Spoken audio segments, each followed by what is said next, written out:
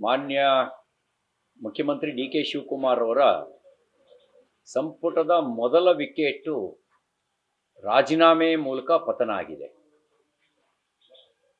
ಇತ್ತೀಚೆಗೆ ಅವರು ಸಂಪುಟ ದರ್ಜೆ ಸಚಿವರಾಗಿ ನೇಮಕ ಮಾಡಿದ್ದಂಥ ಶ್ರೀ ರಾಮಲಿಂಗಾರೆಡ್ಡಿ ಅವರು ಹಿರಿಯ ಕಾಂಗ್ರೆಸ್ ಮುಖಂಡರು, ಅವರು ರಾಜೀನಾಮೆ ಕೊಟ್ಟಿದ್ದಾರೆ. ಮಾನ್ಯ ಮುಖ್ಯಮಂತ್ರಿ ಶಿವಕುಮಾರ್ ಅವರ ಮೊದಲ ಸಂಪುಟ ಸಭೆ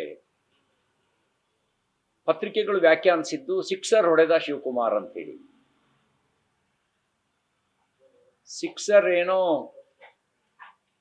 ಹೊಡೆದ್ರು, ಆದರೆ ಆ ಸಿಕ್ಸರ್ ಜೊತೆಗೇನೆ ಹಿಟ್ ವಿಕೆಟು ಆಗಿದೆ. ಇದು ಸೂಚಿಸುತ್ತೆ ಆಂತರಿಕವಾಗಿ ಎಲ್ಲವೂ ಸರಿ ಇಲ್ಲ ಅನ್ನೋದನ್ನ. ಇದು ಸೂಚಿಸುತ್ತೆ ಭವಿಷ್ಯದ ಬೆಳವಣಿಗೆಗಳನ್ನು.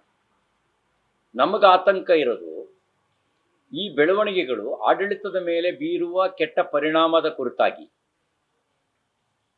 ಯಾವಾಗ ಹಿರಿಯ ನಾಯಕರುಗಳಲ್ಲೇ ಅಪಸ್ವರ ಪ್ರಾರಂಭ ಆಗತ್ತೆ,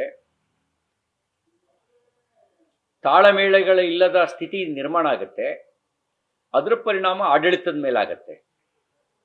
ಇದರ ದುಷ್ಪರಿಣಾಮ ಜನಜೀವನದ ಮೇಲಾಗತ್ತೆ.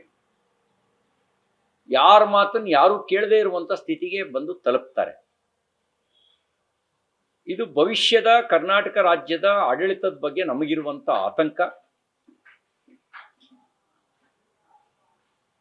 ಇದನ್ನ ಸಂಭಾಳಿಸಿಕೊಂಡು ಭ್ರಷ್ಟಾಚಾರ ಮುಕ್ತವಾಗಿ ಉತ್ತಮ ಆಡಳಿತ ಕೊಡೋದಕ್ಕೆ ಶಿವಕುಮಾರರಿಗೆ ಸಾಧ್ಯನಾ? ಈ ಪ್ರಶ್ನೆ ನನ್ನನ್ನು ಸೇರಿ ರಾಜ್ಯದ ಜನರಿಗೆ ಕಾಡ್ತಾ ಇದೆ.